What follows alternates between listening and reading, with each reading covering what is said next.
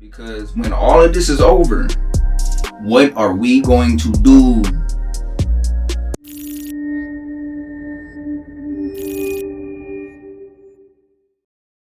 So I say a lot of stuff in this video, and I don't want my point to get lost in the sauce. So to get straight to the point, I made this video trying to influence some change, not just have us sit around and wait until the next death. So as a start, I provided a list of organizations that are for the cause for you to donate to in the description box below. Also, I've provided timestamps for each topic that I talk about in this video, and you can even see it in the time bar now, so that's dope. I hope you enjoyed the vid. I hope you can take something away from it, and I hope this influences some change, even if it's in the smallest way. What up? It's your boy J Sax, aka Black Boy Abroad, and I'm tired of this, y'all. I really am. I got so many thoughts running through my head, you know. It's like so many, like I had to write them down, so, you know, if I sound a bit all over the place, you know, just bear with me. I have a lot of good points that I want to get to. So, we've been going through a lot, man. Like, just to name a few, like from Nipsey Hussle's death, Kobe's death, to Corona, Botham John, the guy who got shot in his home by a police officer, Ahmaud Arbery, the guy who was jogging and got shot by two white men, and now George Floyd. It's a lot, man. Like, it's a lot to process. Every time something like this happens, I have a decision to make, and I've gotten better at making this decision over the years since, you know, this stuff has been happening over and over again. And the decision is how to deal with it. How to deal with it on a personal level, mentally and spiritually. It gets difficult for me sometimes because I can get very depressed, and like it's on my mind all the time. I lose sleep, and you know, I'm just very passionate about these topics. And while that's not a bad thing, it doesn't feel good spiritually. You know what I mean? I'm not at peace when I'm in that state. So like I took some time out. I've been taking a minute to speak.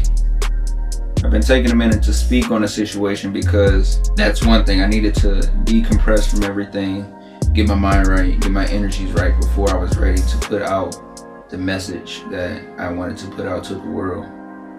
Because I didn't just want to react out of just anger and sadness like we always do. I didn't want to do that this time because it's just like a never-ending cycle. And it's not doing anything. It's not changing anything. So, you know, I'm trying to think better about the situation. I don't want to be sad, extremely sad, and extremely angry over and over again with nothing being done. So I'm trying to think of ways to influence some change. You know, all we ever do is react. We react to the mistreatment of our people and the brutality of our people. We just react every time. I don't want to be another angry black man. I want to be an angry black influencer. Meaning, I want to influence some kind of change. I want to push the needle. I just don't want to be an angry tweeter. I don't want to make it just an angry Facebook comment. You know what I mean?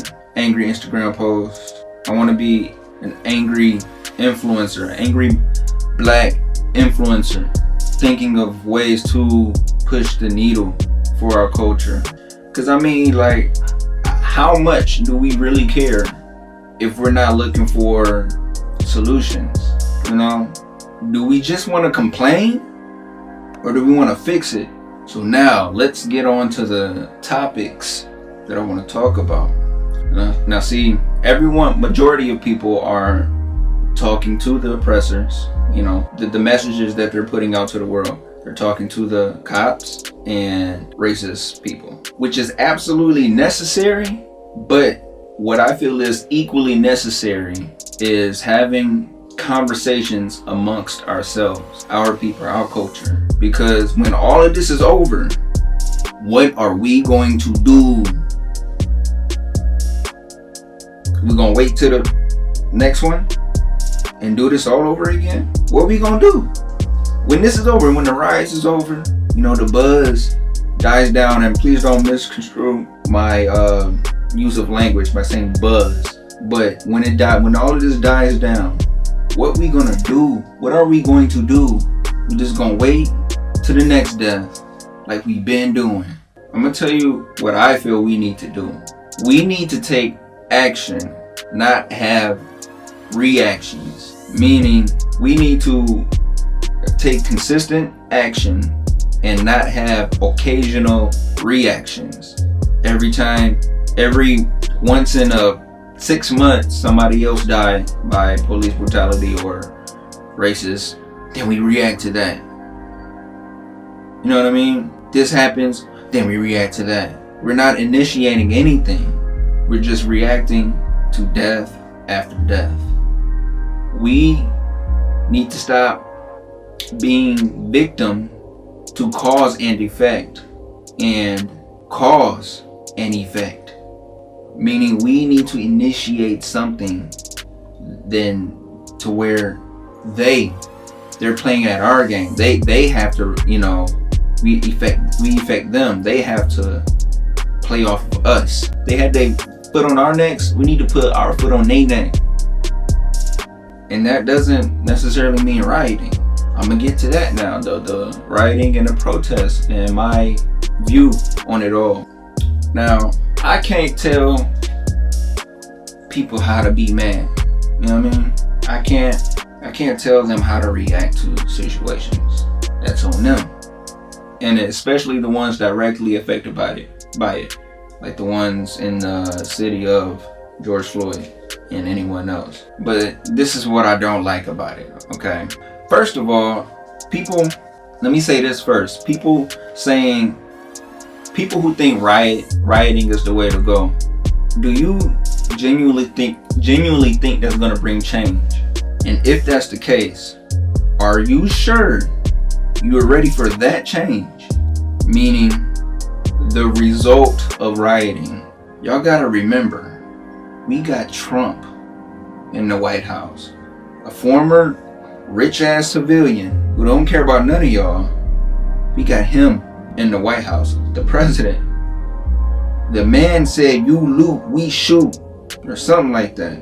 Do you think whatever change that would be a result of rioting, do you think it would be a good one from Trump? What you think? Let me know. Tell me. Put it in the comments. I want to hear it, because I just don't trust Trump to respond good to. Like, we've seen it over and over again, man. So are you sure that's the change that you want? Do you want change from a result of rioting? The man said, "You loot, we shoot." Y'all just asking for martial law. Like, I just feel like this is just a one-way ticket for martial law. If that's, you know, an agenda of his, we making it easy for him. With everything going on, Corona, imagine this. Y'all rioting, Corona's going on. In order to ensure the safety of America, I gotta initiate martial law. That easy. All of a sudden, military's on the street. It's that easy. So that's a scenario that, you know, is a possibility, I feel, from rioting. But two, here are the things that I don't like about rioting.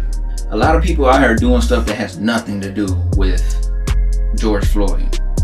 A lot of people using this as an excuse to vandalize, tear stuff up, and just, you know, be reckless. Like, they think about it. People been in quarantine, they've been cooped up.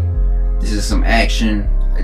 I already know a lot of those people out there this ain't for George Floyd. A lot of people just releasing pent up anger and just self issues. You know what I mean?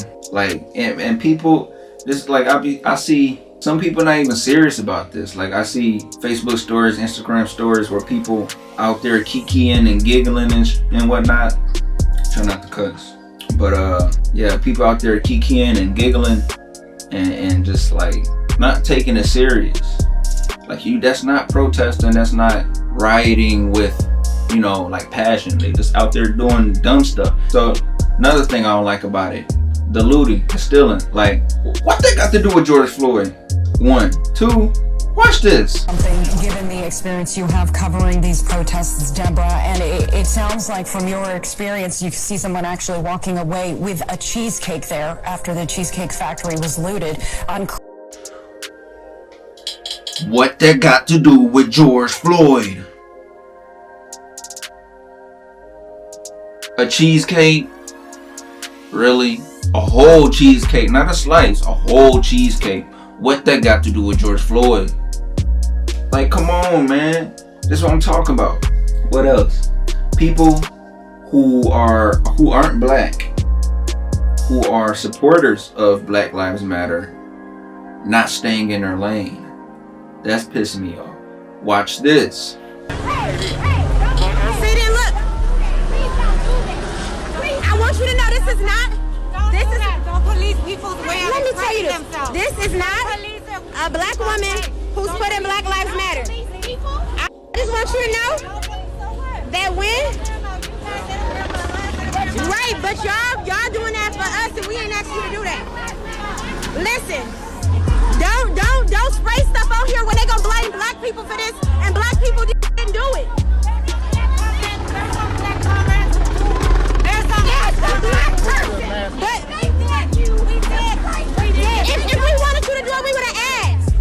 They not gonna show y'all faces when they see that on their building. They gonna blame that on us.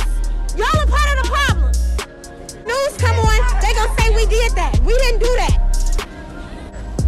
Stuff like this ain't right.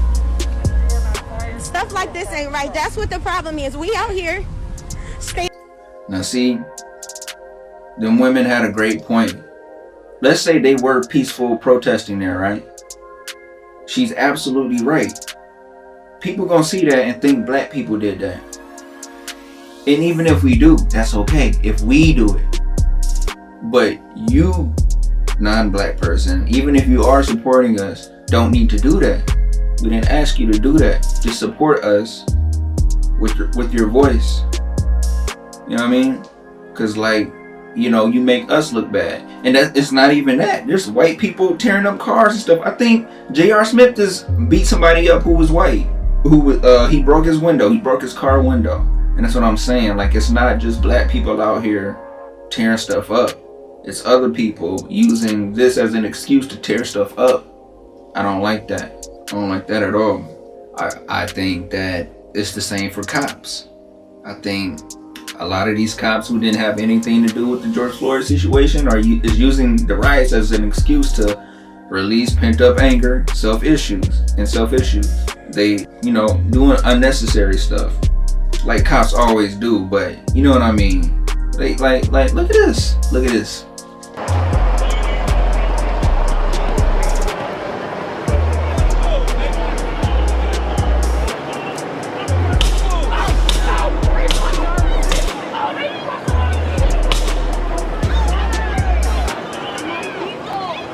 Guys, come to me right now. Come to me right now. Come to me right now. Come to me. Come to me right now. This woman just got tased. Come to me right now.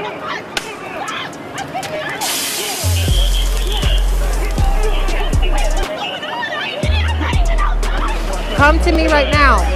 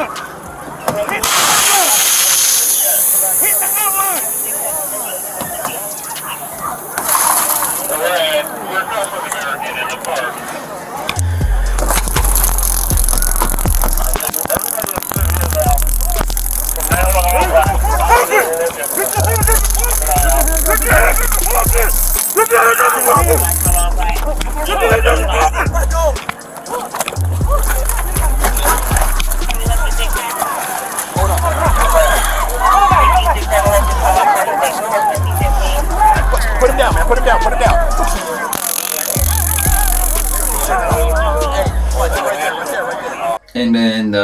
other thing I don't like is people tearing up small businesses and just people's cars and stuff. Like, what they got to do with what's going on with George Floyd? Like, you messing the average person's life up when you do stuff like that. Like think about people's insurance, and like if that car is their means to, financially, or just to get around, and you like tearing it up and just causing unnecessary stuff. Like, imagine if you busted somebody's window and they don't have money to fix that because of they lost their job, or they laid off right now because of the whole corona thing. Like, you just doing unnecessary stuff that's not helping nobody. And as far as the businesses go, small businesses, just watch this video. This is from the 90s, I believe, during the Watts riots, the Rodney King riots and whatnot, but it still applies to today because I've seen videos of where people are trying to protect their business in these times because the people trying to tear them up. So watch this, man. It's just sad. But don't destroy my stuff. Don't burn down my soul. Come on, Uncle. I worked too hard for this. People don't even understand nothing. Come on. It's not right. It's not right. It's not right what y'all doing. I came from the ghetto too. Same as all of you did. Y'all need to listen. But y'all messed up my business. And you call it black power. You mad at the white man. Why destroy my business? Why destroy my truck? Why steal my computer? I'm trying to make it. Could you understand that? Can't y'all see it? I'm trying to make it. Just don't listen. Like I said, man, that's sad. Like, some of these people, they worked hard to get their business, trying to do it on their own and not slave their life away to someone else. And a lot of them can't bounce back from something like this. You know what I mean? If their business catch on fire or whatever, they don't have the funds or insurance or whatever. The insurance not gonna cover it. They don't have it to, start over and be good. Them multi-million and billion-dollar corporations, you know what I mean? Do what you gonna do, you know what I mean? But the small businesses, man, like, leave them alone. So yeah, I think I pretty much covered everything I don't really like about the rioting. Now, I've been seeing some people say, we tried protesting, it didn't work. No, we didn't. We have not tried protesting. Martin Luther King and them were protesting. That was protesting. What we've been doing since ain't protesting. They was really out there. They was really boycotting. They actually boycotted things that affected America. What we boycott? Gucci. Half of us can't even afford Gucci to boycott. What has Gucci ever done for America except for take our money and eat off our culture? It ain't even an American company. Martin Luther King literally was on tour fighting for our rights. This wasn't a occasional thing, like, just, oh, this happened, let me go do it. Like, no, they were persistent. They were causing an effect. They, went at them peacefully but relentlessly, and we got to keep going at them. We need to figure out how our approach, but we need to relentlessly go back and keep going at them. So let's go back to that logic though, because this is where it gets interesting. We tried protesting. We tried peaceful protesting. It didn't work. Well, we've also tried rioting too. And when I say try, I mean try. Cincinnati riots of 1829, Nat Turner slave rebellion 1831, 1831 Ursuline Comfort riots, Snow riots 1835, New York anti-abolitionist riots 1834, 1835 Five Points riots 1855 Bloody Monday, 1839 race riot 1919, Washington race riot of 1919, Jenkins County, Georgia riot of 1919, Tulsa race riot of 1961 race riot, Birmingham riot of 1964 race riot, Cambridge riot of 1963, Rochester race riot of 1964, Elizabeth race riot of 1964, Patterson race riot of 1944, Jersey City, New York City riot of 1968, Washington D.C. riot of 1968, New York City blackout riot, Miami riot of 1980, riot of Crown Heights riot, Grand Rapids riot, Baltimore riot. Yeah, we've rioted for years and years and decades and decades and decades. 100+ years we've been rioting. What has it gotten us all the time? This is for the people who, you know, say, did you research that post? Did you research that post? By the way, only white people have asked me that. Have you fact checked this? Have you fact checked this? Yeah, so let's get into the facts. All these years, these are all race influenced riots. These are all race riots. Insane. What has it gotten us all this time? So back to the statement. We peaceful protested before. It didn't work. In that case, rioting hasn't worked either. But the thing is, peaceful protesting, Martin Luther King's method, it did work to an extent. It pushed the needle legally. Technically, it pushed the needle. Technically, it worked. And we gonna get, look, this is what I'm saying. It's getting interesting. We're gonna go into the dates. We're gonna get into the dates. But first, you know, y'all might say, well, if it worked, then why is this still going on today? Because we stopped fighting. We stopped fighting for our rights in an organized way and started reacting to everything. We got lazy. We got complacent. We thought that after segregation was over that was it. You know, we won. We thought just because people weren't straightforwardly being racist and they're being politically correct, not calling us N-words or colored for the most part. We thought that we didn't have to do anything after that. We thought we didn't have to fight for our rights anymore, that was all taken care of in the civil rights era. And maybe we didn't know what to fight for at that point, but bottom line, we stopped pushing forward. I feel like it kind of just died down after Dr. King was assassinated. Now, let's get into this meme. I saw a meme that says this. In response to the death of Martin Luther King Jr., 110 American cities started rioting, which is insane, by the way. After the 6th day of riots, the Civil Rights Act of 1968 was passed. Note that. Okay, so I went back and did my research. So first of all, that the meme, I get what people try to do sometimes, but it's like, I'm a very logical person, and I'm like, stuff like that, acts and bills and stuff and laws, they take time to be initiated, to be finally like signed and enforced. There's no way that in the 4 days after Martin Luther King was assassinated, that they was like, oh, we gotta hurry up and write an act, and that didn't happen. It was already in motion. It had to be, you know. So that leads me to my next point. That wasn't even the act to end segregation and discrimination and stuff like that. That was the one that, it was like the Fair Housing Act. Like, you couldn't discriminate who you know, rent your house out to or sell your house to. You couldn't discriminate based off of race or anything. It was for everybody, basically. But, you know, obviously that helped us tremendously.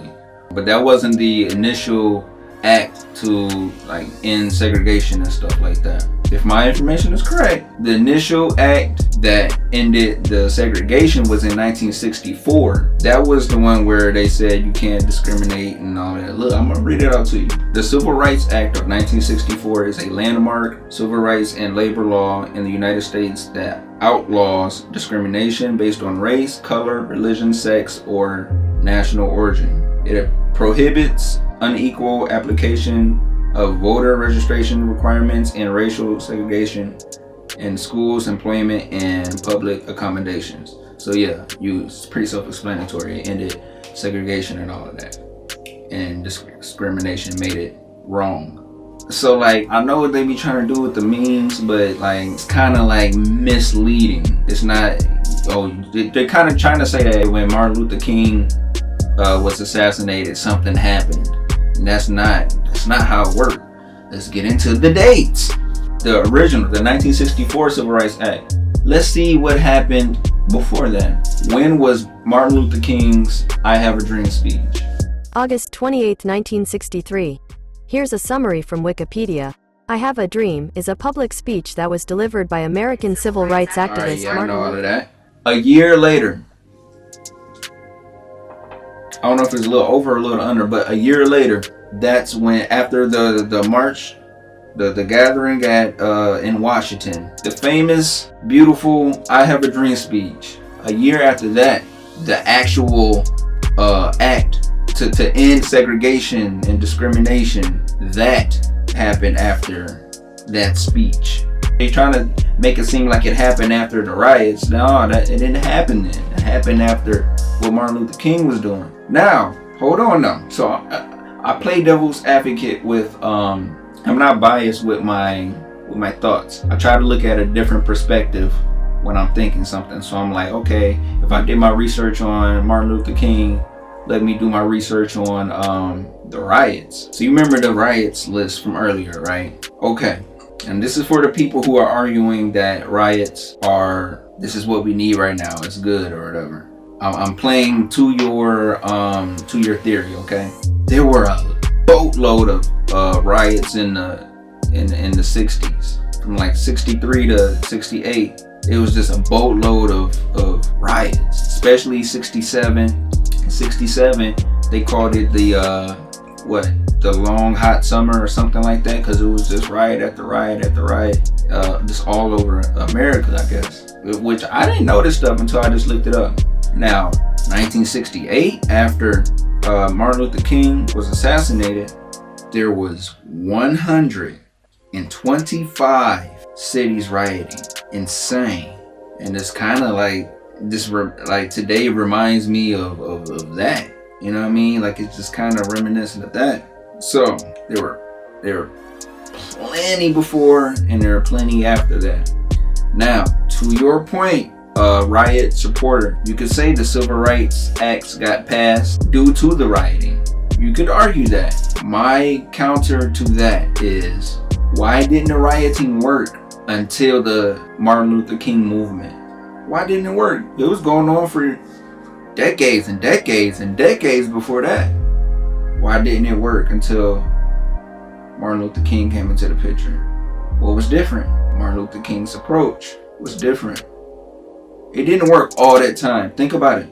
What was, other than what Abraham, and I could be wrong, this is based off of what I know, but other than what Abraham Lincoln did, which was set the slaves free, which I don't even think his intentions were pure. He wanted to send us back to Africa, and slaves didn't make sense financially at that point anyway, because of industrialization, and they didn't need the slaves to. It's kind of like our version of AI taking over our jobs. Machines were taking over the slaves' jobs. They didn't need black people picking cotton as much if they invested in a machine. That's what I believe. I could be a little wrong, but I think I'm right. I think I know my stuff. But yeah, so ever since Abraham Lincoln freed the slaves, what else was there to lighten the burden of being black in America? What was done to help us until the Civil Rights Act?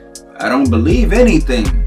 What else was there to do other than say stop discriminating and there's no more segregation? What else was there other than that? You could say lynching. Maybe they said stop lynching. No. Take a wild guess when lynching was first considered a crime in America. Put it in the comments. I'm gonna give you time. Please don't look it up. Don't look it up. What year do you think lynching was considered a crime in America in the laws? I'll give you one guess. The year was 2018.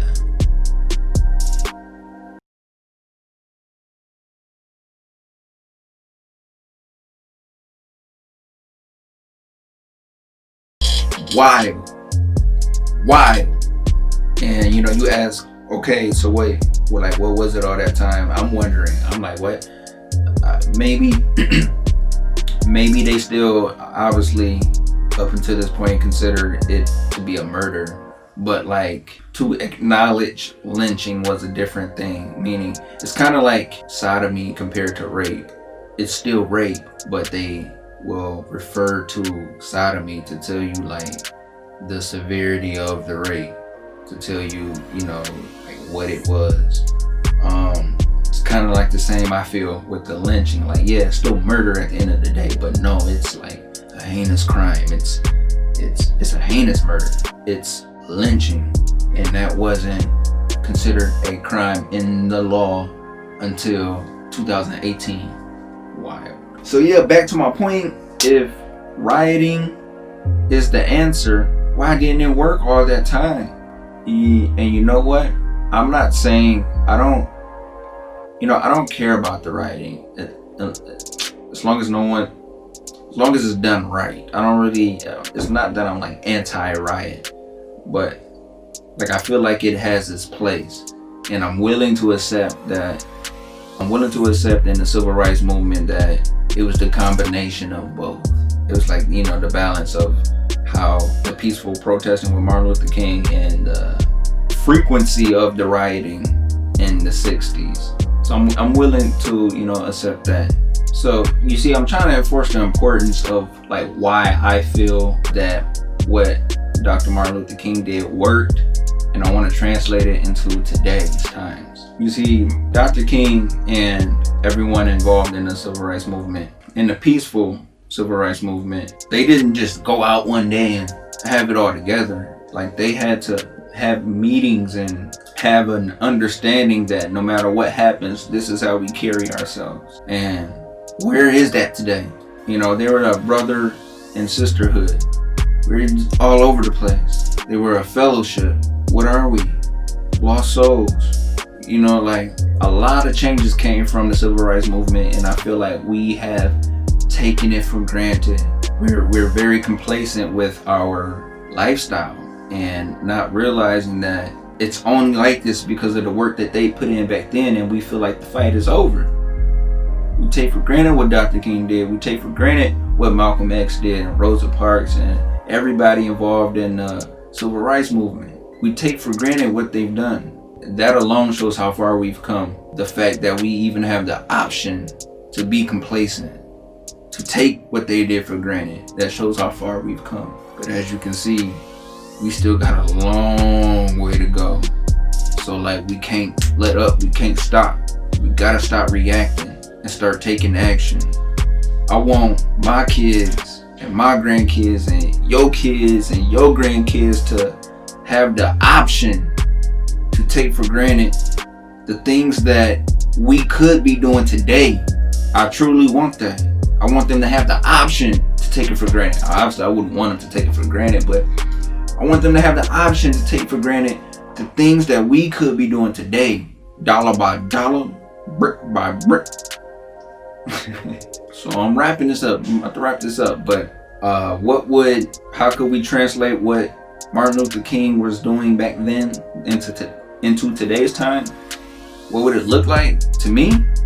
A unified organization, a fellowship, like I said, a brotherhood, sisterhood, a place where we expand our knowledge on the legal and justice system, expand our knowledge on finances, and know how to build our money.